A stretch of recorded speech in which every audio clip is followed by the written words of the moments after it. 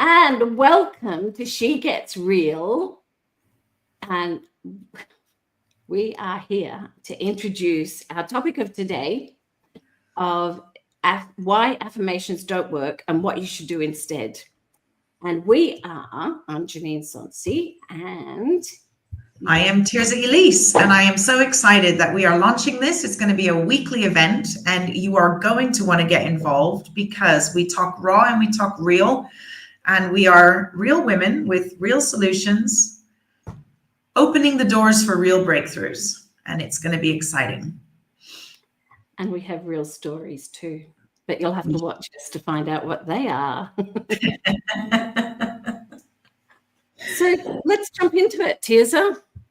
Let's do it. So why do affirmations not work? Because every time you flip through your reels, there's somebody else telling you that today's affirmation is really important. So people believe and are believing more and more that these affirmations are going to bring about what they state. And then they feel frustrated after, like, why isn't this working? Isn't it just a matter of if I keep telling myself in my head something, then I'll believe it and it'll work. Isn't that? Yes, to a point. Yes, to a point, that's true. But there's a deeper science that's often missed, don't you think? And well, we know there's a deeper science that is missed. And if you tell yourself something for 4 minutes or 2 minutes or whatever it is, but you walk away and your subconscious says, oh, well, that's not actually true, ha, ha, ha. And it's quietly laughing at you in the background for making an effort to manifest something in your life, then you're never going to change what your brain believes. And what your brain believes is what it makes you create. It sets about creating what it believes you want. Whereas what's actually driving your behavior and your thoughts is your inner beliefs. And these are the beliefs that you have adopted throughout your life. And there will be things that have happened in your life that have made you go make a decision, well, I'm not going to do that anymore. And I'm not going to be like that, so I won't do that. Now, I can give you an example of myself. When I was about 8 years old, I went to my mother and told her that I'd had a fight with the girl down the road. Now, this girl down the road was a very selfish, only child. And I knew that then. And I had a fight with her. And my mother turned to me and said, oh, Janine, what did you do to cause that? And I was just deflated. I'm like, well, nothing. It wasn't my fault. So I made a decision in that moment that I wasn't going to share how things were for me. I wasn't going to share my vulnerabilities. Because you didn't want to get blamed for something that was out of context. Mm-hmm. Exactly. I wanted to protect myself. Yeah. And I'm not going to put myself out there if there's no one there to meet me and to support me. So I became super, super, super, super independent. And independent, probably to the detriment, like the more less wanted type of independence. Yeah, which it's like the other adjectives for. Yeah, it's that one where you have a bit of a barrier and go, no, I can do it. It's all right. I can do it. I'm fine. Yeah. But you're not fine. The Ross Geller, I'm fine, from Friends, when everyone always laughs about it, right? Do you ever watch Friends? I have watched Friends a lot, but I have a different. And he sits there and Ross is like upset that he's broken up with Rachel once again or something. Yeah. They're like, how are you, mate? And he's like, I'm fine. And then by the end of the show, he's like, I'm fine. I have a really good definition, which is a little bit naughty for fine. What it really means is up, insecure, neurotic, and emotional. Well, yes. And I think there's various, spectrums of that, sort of I'm fine. But it was interesting. I had a conversation with a client yesterday, and she was saying that she'd done some meditation. And in her meditation, the guided voice was saying, just go into a space where you find a happy place in your childhood. But because she'd had a lot of turmoil in her life, She was like, well, I really couldn't find a happy place. And I said, well, why were you going into this attempt to find a happy place? She's like, well, because I'm doing an affirmation right now to say that I am happy, I am well, I am strong, and I'm content. But the deep side of it was that actually she's saying it again and again, but not feeling it. But it's because deep down, her brain is struggling to find what that happy means. Similarly, in your story, you know, you might be saying, I am confident, I'm strong, I name my worth, I am wanted as an expert or a professional in my field, but your brain is trying to find a relation to those words, and all it finds is, I have to be quiet and get on quietly with it in order to stay strong and be powerful. So it's not aligning. Yeah, and with me, it was, I'm okay, I can do this alone. That ended up with me feeling isolated and lonely and unsupported. Yes. So I actually created the problem I was trying to get away from. Exactly. And later, as you go through your life, when you're trying to work as a consultant or whatever, you can be amazing on the outside, but actually to pull a community that really wants that strength and that feeling of togetherness and openness, and you want that, but somewhere in your brain is saying, actually, the real strong Janine is the one who's quietly, silently going about things on her own. Yeah. You know, and it's there's a misalignment there in the two conversations within the brain. And that's where you have to go back and rewire that, which is. Yeah. Because if I was just going with an affirmation of, you know, I am supported, I have love, I attract love into my life, I attract people to support me. I'm, you know, if I went into all these positive affirmations, I said them a lot, and I never felt any difference. I never felt supported, because that underlying limiting self-belief said, you're not supported. And I've worked with 3 or 4 sort of experts or therapists, and talking through some of the things that I've had difficulty with in my life. And they told me, don't speak out the negative experiences. You know, if you want positivity, you need to speak out positivity. I have to admit that I'm sitting here saying I don't agree with that, because in my personal experience, I'm not going to sit here and talk it through again and again and again and do hours and hours of, you know, regurgitating all the hell. But no, I'm going to the limiting belief that I have, or to the belief that my brain thinks is the strong one, the one that keeps me safe from getting ridiculed by my mother, or the one that keeps me safe from, I don't know, not having income or whatever it might be. I'm going to go to that experience. I'm going to go to that particular situation like you just did now. You're going to say, my mother told me that it was probably my fault or my actions that made me have this altercation with this girl. Yeah. And you say it. My behaviors caused me to be shamed or told off. My words.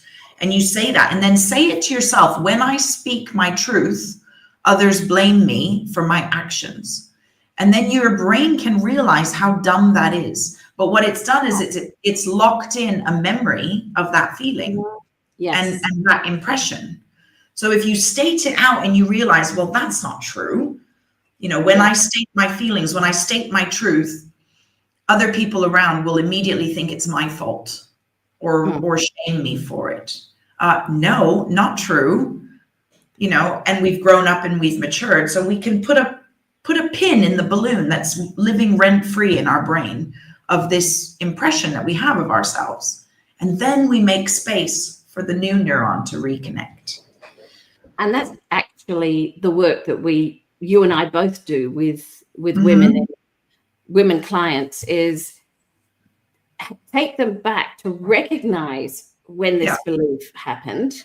Yeah. And then change it for them and help them recognize that that's no longer true. It's not true for the person they are now. It's not true for the life they live now. And it's not true for all they've achieved. That's right. And then once they get that and go, oh my God, you're so right, then we can start doing affirmations after that to change the behavior. Yeah. And what do we do when we feel like we've recognized that the thought is wrong? We've said it a few times and we realize how daft and stupid it is. But then we find ourselves still having behaviors that are evoked from that belief. And we know that it can take up to 700 plus times to reaffirm and rewire, because it probably took a lot of times to wire that behavior in, right? Yeah. So we've got to rewire it out. Yes. What do we do with those, that frustration when the behaviors are happening again and again and again? Get a really good coach. Yes, that's true. But that's we can true. do some things for ourselves. and affirmations are one of the tools you can use to help change the rewiring in your brain and to start growing the new neural pathways that belong to the new belief, and then help create new behaviors. Yeah. What's another thing that you would do? Well, one thing I really like to go back to is play. And I think if we think about the fear that we have of stepping out of what everyone is called the comfort zone, which effectively is our current known space of our personality, our possibilities of what we can achieve and do and be. In order to do something new, we need to explore. We have to be creative, get a bit playful. And that can be very fearful for people, especially when we're talking about our own characteristics or our own habits, but getting yourself into a situation where maybe you have to trial that new behavior and that new personality trait that you're trying to evoke. For example, let's say naming your worth, or let's go back to your example of expressing how you feel. We want to start in a really safe environment first. And sometimes even good friends are safer than family, right? I would go very often for me, but anyhow. Say that again. I'd go very often. They're safer for me than a family, but Well, you can more easily get ridiculed, but especially if you warn your friends, like, I'm really learning this new trait. I want to quote my worth more, so I'm going to raise my prices. So I'm going to start naming how much I'm worth in my friendship circle when I'm out for a drink or when I'm talking to people about what I do. Yeah. And I know it's going to make me feel weird because of my wired in neurons that I'm trying to unwire and redesign.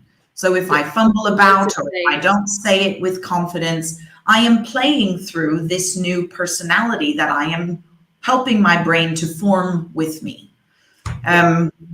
And that's a really good one. It's scary and it's fearful for people, but if you can start to think about the characteristics that you want to have and don't have, and then think of safe spaces where you can play through that kind of characteristic or those actions or those words or that personality.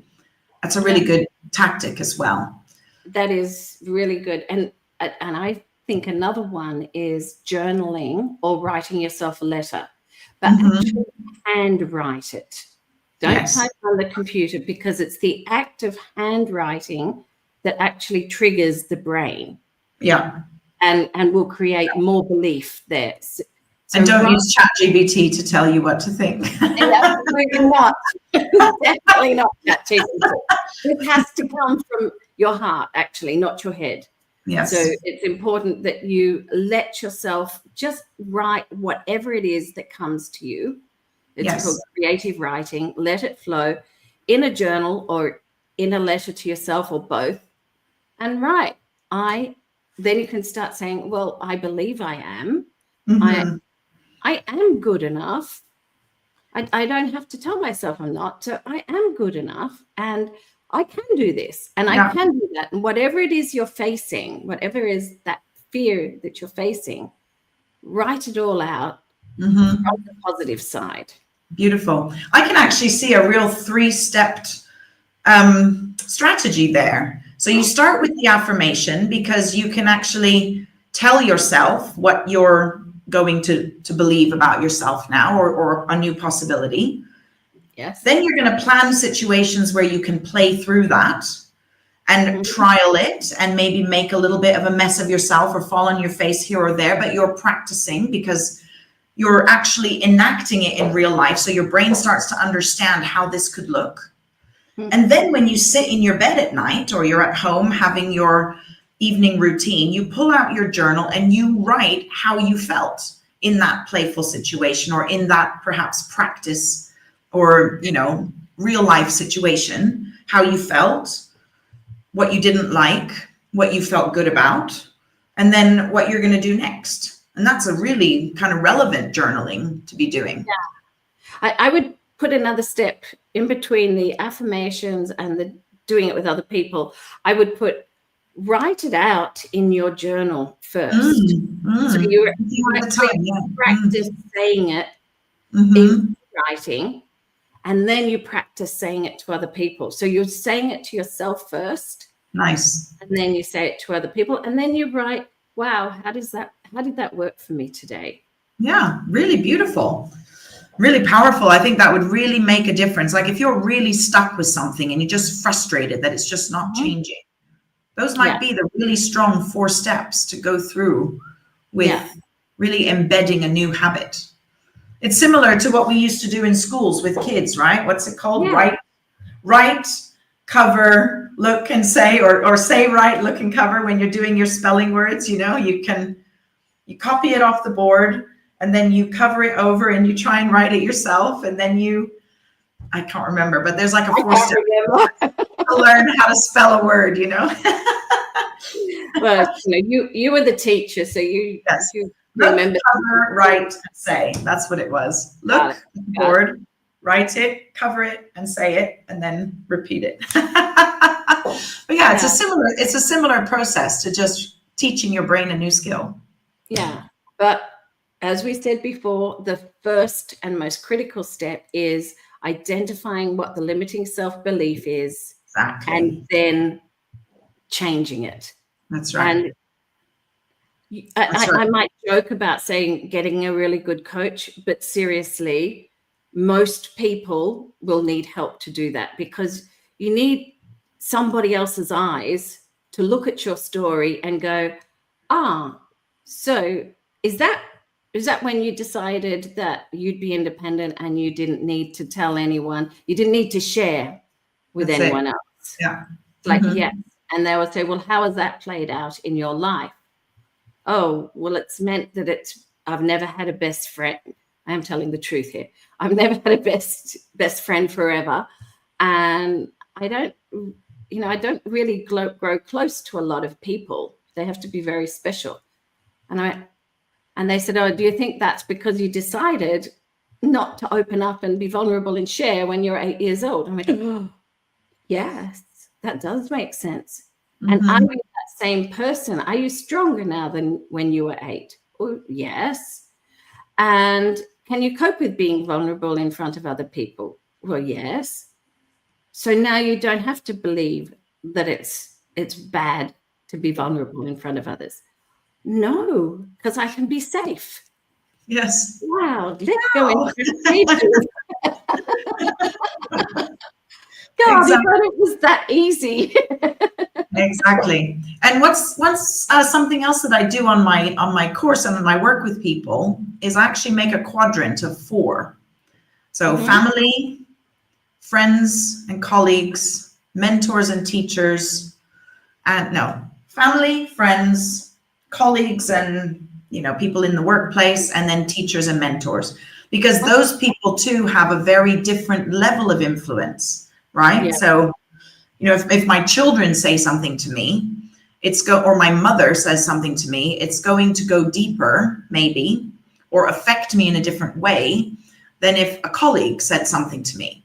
So again, you can really look at how, and often, for example, my mother used to say to me all the time, oh, Tirzah, whenever you walk in the room, everyone just looks your way and they have to shut up and listen to what you say when you start talking. And I think she was trying to give me a compliment, but as a young girl, I heard it as you're loud and take over the room in an abrasive way.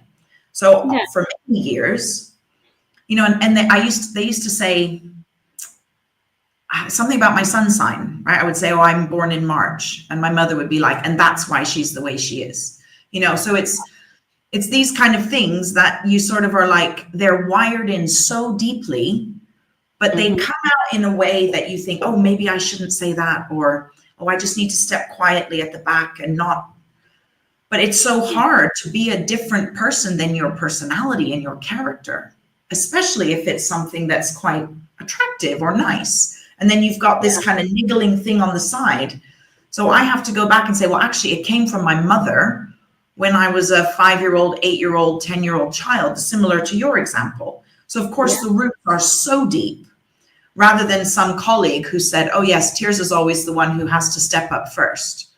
You know, then you're sort of like, okay, well, one, you're an adult, so you can measure it out differently. Yes, I am that person, but I've internalized, I'm confident about it now.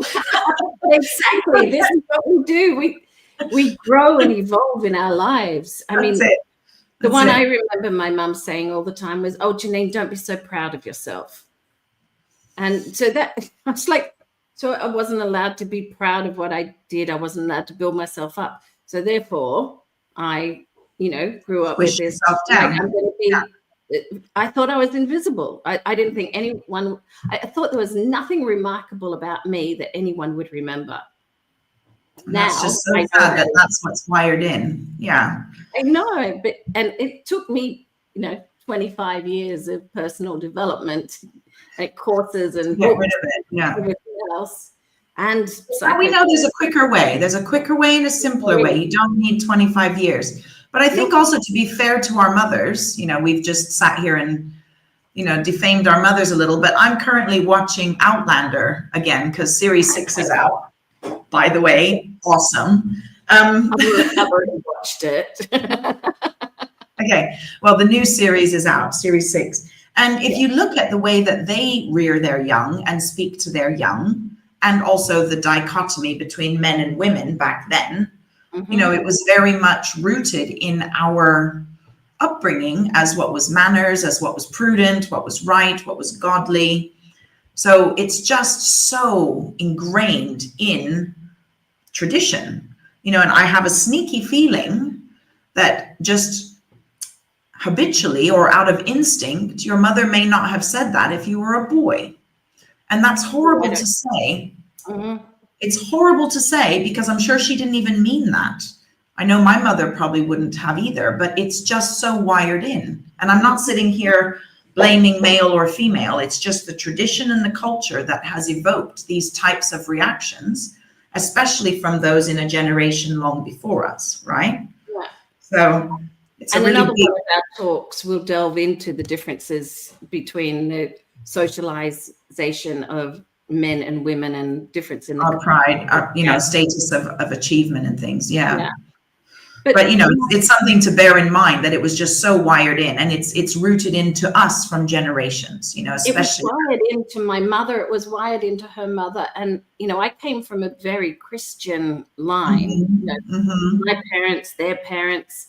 And it's, you know, one of the 7 sins is pride. Pride is one of the 7 sins. So it's like they were brought up to believe it was a bad thing. So therefore, that's what they taught us. So it's not a matter of blame. It's just like a matter of, oh, I understand how that works. Exactly.